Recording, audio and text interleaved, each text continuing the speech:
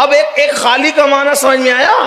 خالی مطلب صرف یہ بھی معنی ہے اس کا، دو جہاں کی نعمتیں ہیں ان کے خالی ہاتھ، صرف ان کے ہاتھ میں دو جہاں کی نعمتیں ہیں ان کے خالی ہاتھ میں۔ کیوں؟ اس لیے کہ کون دیتا ہے دینے کو منہ چاہیے، دینے والا ہے سچا ہمارا نبی۔ تارے چلتے ہیں عطا کے وہ ہے قطرہ تیرا، تارے کھلتے ہیں سخا کے وہ ہے ذرہ تیرا۔ تو بات دور نکل گئی، عرض یہ کر رہا تھا میرے پیارے آقا صلی اللہ علیہ وآلہ وسلم کے پیارے دیوانوں، حرام سے بچو، حلال کی طرف محنت کرو۔ اور رسول اللہ صلی اللہ علیہ وآلہ وسلم اپنے دور کے نہیں بلکہ ہر دور کے سب سے بڑے مالدار تھے، لیکن یاد رکھنا حضور کے پاس لاکھوں کی آمدنی ہوتی تھی، صبح آتا تھا شام تک سب جو ہے وہ لٹا دیتے تھے، سب تقسیم کر دیتے تھے، اور اپنے پیٹ پہ پتھر اس لیے باندھا کیونکہ اگر پتھر نہ باندھتے تو ہو سکتا ہے کوئی غریب کو کوئی تانا دیتا کہ تو رسول اللہ کے طریق پہ نہیں، تو بھوکا مر رہا ہے، اللہ تجھ سے ناراض ہے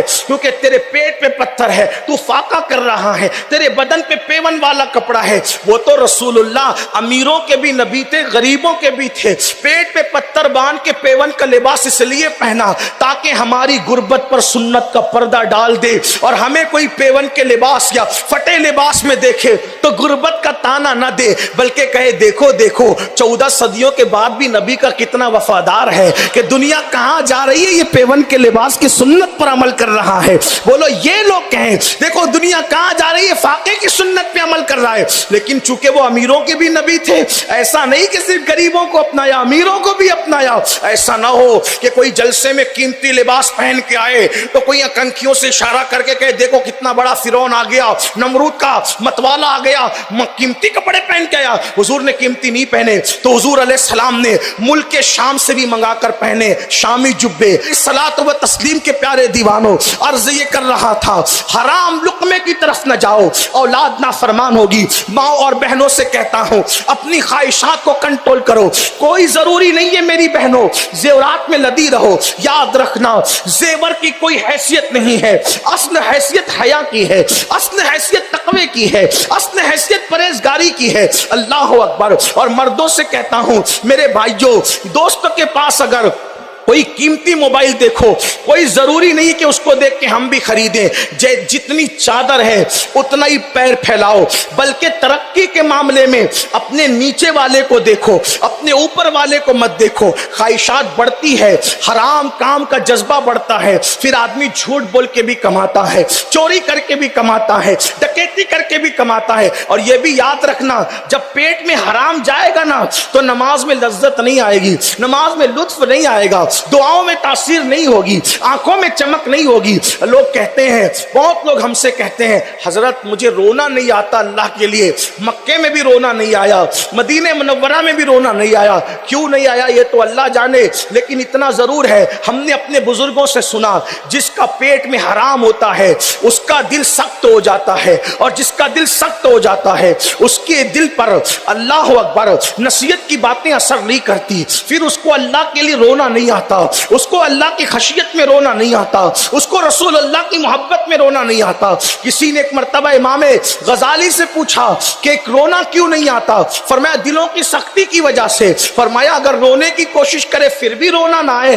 تو فرمایا کہ اس کو اپنے آپ پر رونا چاہیے۔ یہ قول میں نے مولا علی کے حوالے سے دیکھا۔ امام غزالی فرماتے ہیں اللہ اکبر، اندازہ فرمائے مسلمانوں ہمارے دل سخت کیوں ہوئے، ہماری اولاد کے دل سخت کیوں ہو رہے ہیں؟ پیٹ میں حرام ہے، اور ان حرام میں سب سے بدترین حرام سود ہے، سود بیاج۔ اس لیے کہ اور بھی حرام ہے، لیکن سود کے متعلق، بیاج کے متعلق اللہ فرماتا ہے کہ جو سود کھاتے ہیں میں ان کے ساتھ اعلان جنگ کرتا ہوں۔ اللہ جس سے اعلان جنگ کرے، میرے بھائی اپنی حیثیت محلے کے کارپوریٹر سے جیتنے کی بھی ہماری اوقات نہیں ہے۔ کوئی محلے کا ایک آدھ چھوکرا گنڈا گردی کرے نا تو ہم اس سے بھی ڈرتے ہیں، ہے نا؟ اس کی تھوڑی بہت طاقت سے بھی ڈرتے ہیں جو ایک آدھ سال جم کر کے اپنے بازوؤں کو مضبوط کر لے۔ آپ غور کریں اللہ کی طاقت کیا ہے؟ اللہ کی طاقت جو لنگڑے مچھر سے نمرود کو ہلاک کرے۔ جو فرعون کو غرق کرے. اللہ سود کھانے اور سود کا دھندا کرنے والوں کے ساتھ اعلان جنگ کر رہا ہے، اعلان جنگ. اور آج کل تو کچھ ظالموں نے بچت گٹ کے نام پر ملک ہندوستان کے اندر ایک سودی نظام قائم کیا. آپ کے کرناٹک میں کیا ہے مجھے نہیں پتا، لیکن ہمارے مہاراشٹر میں یہ لعنت بڑھ رہی ہے. اور یہ بچت گٹ، اس میں صرف وہ عورتوں کو قرضہ دیتے ہیں، عورتوں سے میٹنگ کرتے ہیں، عورتیں ہی حصہ لے سکتی ہے. اچھا، ہمارے یہاں بچت گٹ کہتے ہیں، آپ کے یہاں سنگ کہتے ہیں. ہاں، وہ سنگ نہیں ہے، وہ بھنگ ہے. ہنسنے کی بات نہیں. مسلمانوں، تمہاری غیرت کہاں گئی؟ غیرت کہاں مر گئی تمہاری غیرت؟ جو مذہب بہن بیٹی کو مسجد میں نماز پڑھنے کے لیے جانے سے منع کرے، تم اس مذہب کی ماننے والی عورتوں کو سنگ کے نام پر ان مشرکوں کے درمیان بھیک مانگنے کے لیے سود کے نام پہ جانے کی اجازت دیتے ہو. جو مذہب اسلام عورت کو اکیلے حج پہ جانے کی اجازت نہ دے، اس مذہب کی ماننے والی عورتیں اپنے محرم کے بغیر مشرکوں کے درمیان سود کے لیے بیٹھ رہی ہے، اور وہ سود کے نام پر باضابطہ زنا کی چین بن رہی ہے. اس کے شواہد اور اس کے ثبوت مل چکے ہیں. لوگ بے چین ہیں. کہاں ہو؟ سب کچھ پیسہ ہی ہے، سب کچھ دولت ہی ہے، سب کچھ مال ہی ہے. قرآن کہتا ہے الہاکم التکاثر حتی زرتم المقابر. ہلاک کر دیا تم کو مال کی محبت نے، یہاں تک کہ تم قبر کے گڑھے میں پہنچ گئے. ارے اگر پیسے نہیں ہیں، محنت کرو، اپنی عورتوں کو بھیج دو مشرکین کے پاس، منکرین کے پاس، دشمنان دین کے پاس، اور وہ سود پہ پیسے دے رہے اور صرف عورتوں کی میٹنگ کرتے ہیں. اس میں مردوں کی شرکت نہیں ہوتی. مرد اس لیے مجبور ہیں کیونکہ وہ تو جوا کھیل رہا ہے دن بھر، اس لیے بیوی کو بھیج دیا بے غیرت بے شرم نے. بھائی دن بھر موبائل میں لگا ہوا، اس لیے بہن کو بھیج دیا. کما نہیں رہا ہے، شراب پی رہا ہے، مستیاں کر رہا ہے، عیش کر رہا ہے، اور گھر کی عورتوں کو اجنبیوں کے پاس. ہمارا مذہب تو اکیلی عورت کو مولانا اور پیر کے ساتھ بھی بیٹھنے کی اجازت نہیں دیتا. یہ مولانا پیر اور تو چھوٹی چیز ہے. میرے نبی نے فرمایا اگر داؤد جیسا مرد ہو اور مریم جیسی عورت ہو اور دونوں اکیلے بیٹھے تو میں ان کو بھی اجازت نہیں دیتا.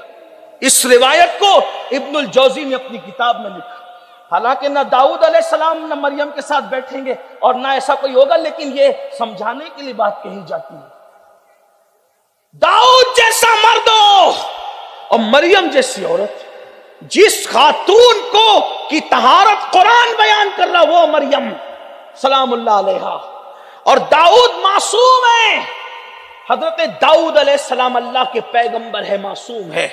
اللہ کے نبی فرمانے اگر بفرض محال وہ دونوں آپس میں بیٹھنا چاہیں، میں بیٹھنے کی اجازت نہیں دیتا. اور ہم نے اپنے گھر کی بیٹیوں کو مشرکین کے پاس، وہ بھی سود کے لیے، حرام کے لیے، بچت گٹ اور سنگ کے نام پر نہیں.